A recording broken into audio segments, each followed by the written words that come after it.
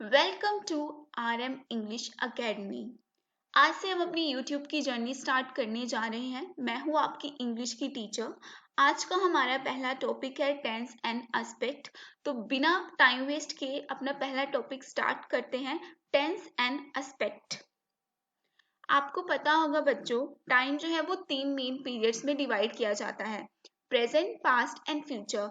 And उसी के according हमारे पास 3 मेन टेंसेस होते हैं, the present, past and future.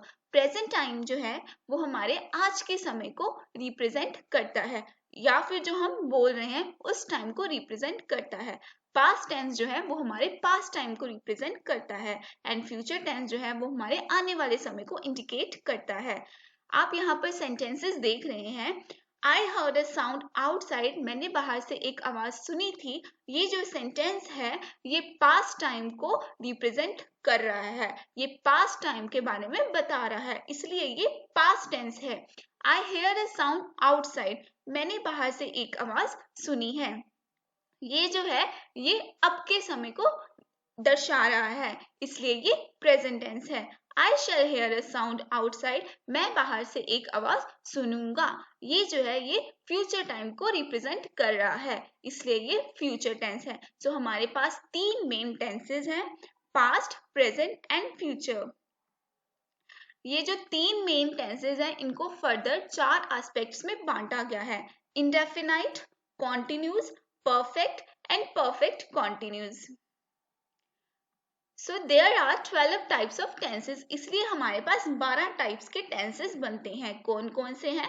Present indefinite, present continuous, present perfect continuous, present indefinite, past continuous, past perfect continuous, future indefinite, future continuous, future perfect continuous.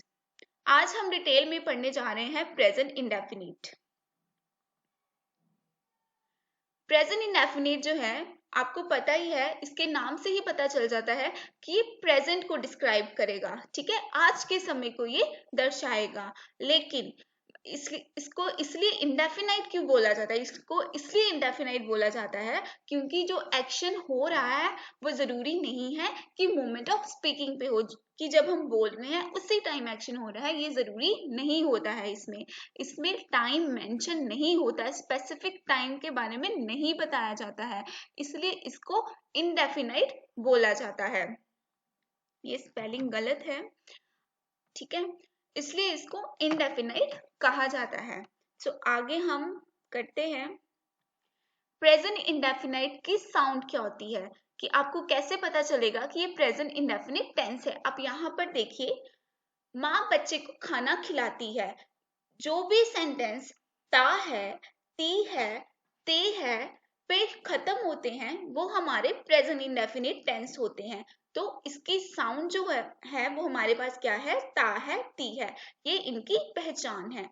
सो देखते हैं, माँ बच्चे को खाना खिलाती है, the mother feeds the child. क्या वह अंग्रेजी सीखना चाहता है, does he want to learn English. हमने दोनों ही सेंटेंसेस में देखा कि दोनों ही सेंटेंसेस जो हैं वो ती है, ता है पे खत्म हो रहे हैं, इसलिए हमें अंदाजा हो गया कि ये प्रेजेंट इंडेफिनिट टेंस है। आगे इसकी फॉर्मेशन करते हैं प्रेजेंट इंडेफिनिट टेंसेस की। हमें पता है कि 4 टाइप के सेंटेंसेस होते हैं, अफर्मेटिव और पॉजिटिव, नेगेटिव, इंटेरोगेटिव। तो हम अफर्मेटिव सेंटेंसेस की पहले करते हैं। अफर्मेटिव सेंटेंसेस में हम यूज करते हैं base form of the verb, यानी कि वर्ब की फर्स्ट फॉर्म। उसके साथ हम एस और ईएस लगाते हैं या फिर नहीं लगाते, ये डिपेंड करता है हमारे सब्जेक्ट पर। अगर हमारा subject we, you, they and all plural noun है, सब्जेक्ट है, ठीक है, तो उसके साथ हमारी फॉर्म ऑफ द वर्ब लगेगी the base form of the verb, यानी कि वर्ब की फर्स्ट फॉर्म, ठीक है। अगर हमारे पास सब्जेक्ट वी, यू, दे और प्लूरल नाउन है तो उसके साथ the base form of the verb लगेगी, यानी कि first form of the verb. उसके साथ एस और ईएस का यूज नहीं होगा। इसकी एग्जाम्पल देखिए, do, start, carry, run etcetera. कई बच्चे जो है वो गलती करते हैं कि इनके साथ जो है वो वी के साथ वर्ब की फर्स्ट फॉर्म के साथ वो एस और ईएस लगा देते हैं। For example, we starts, we carries, तो वो एस और यस नहीं लगता है we you they and plural noun के साथ। नेक्स्ट देखते हैं हम, अगर हमारा सब्जेक्ट ही शी इट और जो नाउन सब्जेक्ट्स हैं वो सारे ही सिंगुलर हैं, तो उसके साथ हमारी वर्ब जो है वो यूज होगी वर्ब की फर्स्ट फॉर्म और साथ में एस और ई एस, मतलब the base form of the verb plus S और ई एस यूज होगा। ठीक है, example does, carries, marries, runs etcetera. तो आप इसके रूल अच्छे से पढ़ लीजिएगा, क्योंकि इनमें इनको बनाने में कंफ्यूजन होती है। कई बच्चे जो है वो ही के साथ साथ में मतलब वर्ब की फर्स्ट फॉर्म ही लगाते हैं, एस और यस का यूज नहीं करते, और वी के साथ वर्ब की फर्स्ट फॉर्म लगाकर वो एस और यस लगा देते हैं। तो ये दोनों कंफ्यूज बहुत करते हैं, ये दोनों सेंटेंसेस, मतलब दोनों टाइप के सेंटेंसेस में। तो आप इसके रूल्स अच्छे से देख लीजिए। आगे हम इसकी कुछ एग्जाम्पल कर लेते हैं पॉजिटिव सेंटेंसेस की, यानी कि अफर्मेटिव सेंटेंसेस की। Joker makes us laugh. ठीक है, तो यहाँ पर आप देख सकते हैं जो हमारा नाउन, जो हमारा सब्जेक्ट है वो हमारा सिंगुलर है। ठीक है, तो इसलिए इसके साथ हमारी वर्ब की फर्स्ट फॉर्म और साथ में एस लगा है। Her sister lives in Bombay, ये भी हमारा जो है ये एक सिंगुलर सब्जेक्ट है, इसलिए इसके साथ भी वर्ब की फर्स्ट फॉर्म के साथ क्या लगा है, S. They work very hard, अब ये है दे के साथ क्या लगती है, सिर्फ वर्ब की फर्स्ट फॉर्म, यानी कि the base form of the verb. आगे चलते हैं नेगेटिव स्टेटमेंट की तरफ। अगर हमें नेगेटिव सेंटेंसेस बनाने हैं तो वो कैसे बनाते हैं, उसके साथ हम डू और does not plus base form of the verb का इस्तेमाल करेंगे नेगेटिव सेंटेंसेस को बनाने के लिए। ठीक है, अगर हमारे पास सब्जेक्ट वी यू दे और हमारी जो सब नाउन प्लूरल होगी, तो उसके साथ हम form of the verb use करेंगे डू नॉट। अगर हमारे पास subject we you they and जो हमारी नाउन है वो प्लूरल होंगी, उसके साथ वर्ब की फॉर्म आएगी डू नॉट प्लस वर्ब की फर्स्ट फॉर्म। क्या आएगी, डू नॉट प्लस वर्ब की फर्स्ट फॉर्म। यानी कि एग्जाम्पल देखिए, do not make, do not run, do not go, do not marry. तो यहाँ पर डज नॉट नहीं आना, वी के साथ डज कभी भी नहीं लगता, वी यू दे के साथ हमेशा डू लगता है, साथ में नोट आएगा। अगर हमारा सब्जेक्ट ही शी इट और हमारी जो नाउन है वो सिंगुलर है, तो उसके साथ यूज होगा form of the verb does plus not plus base form of the verb. ठीक है, जैसे कि डज नॉट रन। ठीक है, डज यूज होगा, नॉट यूज होगा और वर्ब की फर्स्ट फॉर्म यूज होगी। Does not eat, does not carry. आगे हम इसके सेंटेंसेस की एग्जाम्पल देख लेते हैं नेगेटिव सेंटेंसेस की। She doesn't like him. ठीक है, तो आप यहाँ पर देख रहे हैं कि जो हमारा सब्जेक्ट है वो सिंगुलर है, मतलब कि शी है, तो उसके साथ क्या लगता है, डज नॉट, साथ में वर्ब की first form. I do not know when he comes back from office, तो आई के साथ क्या लगता है, डू नॉट। आपने पीछे रूल्स में पढ़ा है कि आई के साथ क्या लगता है, डू नॉट प्लस वर्ब की first form. They do not eat pizza. ठीक है, दे के साथ भी क्या लगता है, डू नॉट प्लस वर्ब की फर्स्ट फॉर्म। आगे हमारे पास अगर हमने क्वेश्चंस फॉर्म सेंटेंसेस बनाने हैं तो हम डू और डज को इनिशियल पोजीशन पे ले आते हैं। बाकी रूल जो है वो सारा ऊपर वाला नेगेटिव सेंटेंसेस की तरह ही रहता है, डू और डज जो है वो आगे आ जाते हैं। तो पहले हम करते हैं इंटेरोगेटिव अफर्मेटिव, मतलब कि पॉजिटिव भी होगा और हमारा जो सेंटेंस है वो इंटेरोगेटिव भी होगा। जैसे कि अगर मतलब इसका रूल करते हैं, डू और डज प्लस सब्जेक्ट प्लूरल और singular plus base form of the verb, यानी कि डू और डज लगेगा अकॉर्डिंग टू द सब्जेक्ट। अगर सब्जेक्ट हमारा प्लूरल है तो उसके साथ लगेगा डू, अगर हमारा सब्जेक्ट सिंगुलर है तो उसके साथ लगेगा डज, साथ में base form of the verb यानी कि वर्ब की फर्स्ट फॉर्म। एग्जाम्पल देखिए, डज ही मेक, सब्जेक्ट के आगे आ जाता है डज। ठीक है, ही है, ये जो हमारा सब्जेक्ट है वो हमारा सिंगुलर सब्जेक्ट है, तो इसलिए इसके साथ लगा है does. Do you eat, you के साथ हमेशा आपको पता है कि वो डू यूज होता है, हमने पीछे ही रूल्स किए हैं। Do you run. Interrogative negative मतलब कि हमारा जो सेंटेंस होगा वो इंटेरोगेटिव होगा, क्वेश्चन में पूछा जाएगा और साथ में वो नेगेटिव भी होगा।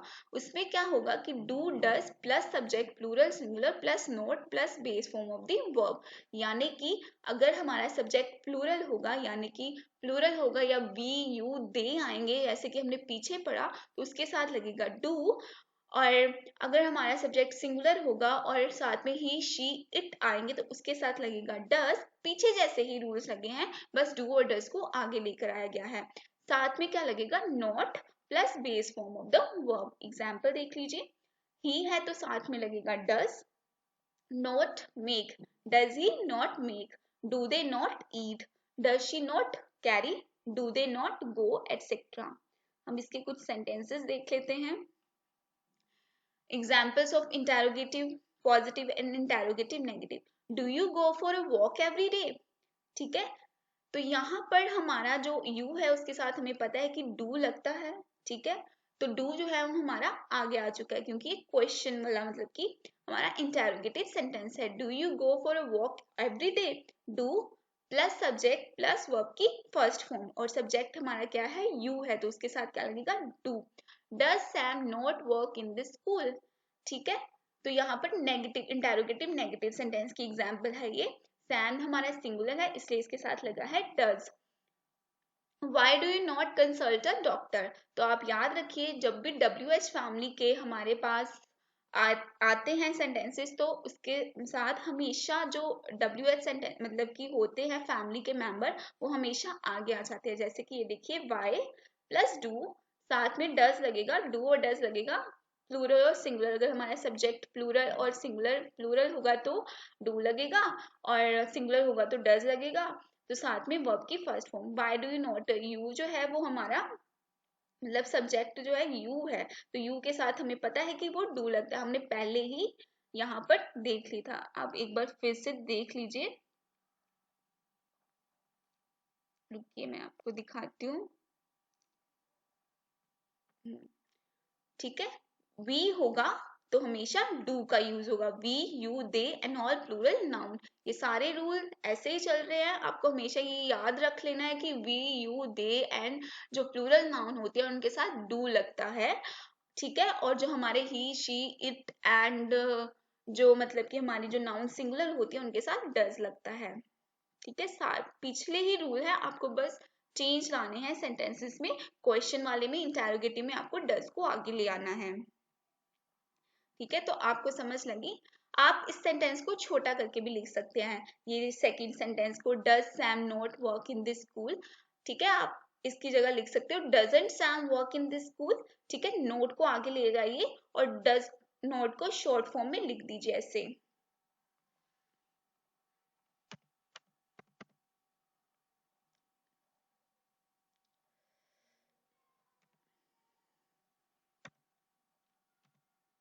डजंट, रुकिए दोबारा लिखती हूँ मैं।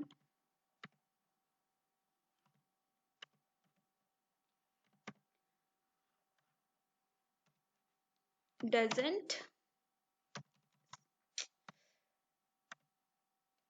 ठीक है, doesn't Sam not work in this school. आप इसको ऐसे भी शॉर्ट फॉर्म करके ऐसे भी लिख सकते हो। ठीक है, डजंट सैम, सॉरी मैंने नोट फिर से लगा दिया, फिर नोट नहीं आएगा सैम के बाद। ठीक है, doesn't Sam work in this school, note को आगे ले जाइए और डज के साथ इसको शॉर्ट फॉर्म में लिख दीजिए। ठीक है, ये दो तरीके हैं इसके लिखने के, ये नेगेटिव इंटेरोगेटिव नेगेटिव सेंटेंसेस के। तो इसी से ही मेरा टॉपिक जो है आज का खत्म होता है। हमने किए टेंसेस एंड एस्पेक्ट, हमने समझा कि जो टेंसेस हैं वो हमारे तीन मेन होते हैं। ठीक है, प्रेजेंट पास्ट एंड फ्यूचर। ठीक है, और उन टेंसेस को आगे फर्दर चार एस्पेक्ट्स में डिवाइड किया जाता है, indefinite, continuous, perfect, perfect continuous. So उसी के अकॉर्डिंग हमारे पास 12 टाइप्स ऑफ टेंसेस बनते हैं। ठीक है, तो फिर हमने किया प्रेजेंट इंडेफिनिट टेंस की डेफिनेशन, ठीक है, प्रेजेंट इंडेफिनिट टेंस की डेफिनेशन, और उसके बाद हमने इसकी फॉर्मेशन की, हमने रूल्स किए, हमने देखा कि अफर्मेटिव सेंटेंसेस के कौन से रूल लगते हैं, नेगेटिव सेंटेंसेस में कौन से रूल लगते हैं, इंटेरोगेटिव अफर्मेटिव में कौन से रूल लगते हैं, इंटेरोगेटिव नेगेटिव में कौन से रूल लगते हैं। तो इसी से ही मेरी क्लास आज की खत्म होती है। अगर आपको मेरी ये वीडियो अच्छी लगी हो तो please do like, comments and share, and thank you so much for watching my video, and it is my first video. I know कुछ mistakes हुई होंगी मेरे से, but मैं आगे इसको सुधारने की कोशिश करूंगी ज़रूर।